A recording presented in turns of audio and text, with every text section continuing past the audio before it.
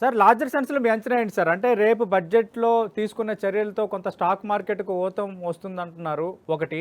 ఒకవేళ అదే కనుక జరిగితే బంగారం ధరలు తగ్గుతాయి అన్నది మీరు ఆ ఇంటర్లింక్డ్గా ఆ రెండిటికి ఉన్నవి రెసిప్రోకల్గా. మనం ఎక్స్పెక్ట్ చేయొచ్చా ఖచ్చితంగా? నేను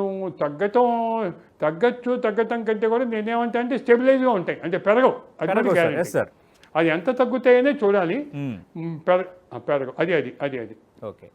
నరసింహమూర్తి గారు, అంటే కార్పొరేట్లకు భారీ మినహాయింపులు ఉంటున్నాయి, ప్రజలు చిరు వ్యాపారాలపైన పన్నులు ఎక్కువగా వేస్తున్నారని ఒక విమర్శ అయితే ఉంది.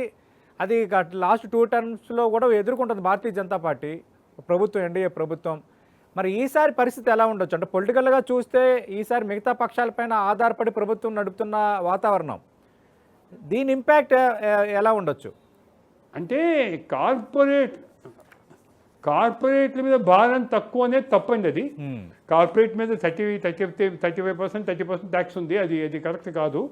కాకపోతే ఏంటంటే వాళ్ళ పబ్లిక్లో ఉన్న ఫీలింగ్ ఏంటంటే అది కార్పొరేట్లకు ఏమో లోన్లు వేవ్ చేస్తున్నారు, అందుకని పబ్లిక్ మీద పడుతుంది భారం అని లెక్క. ఇప్పుడు కార్పొరేట్లకి లోన్ వేవ్ చేసింది రఫ్గా 12 లక్షల కోట్లండి.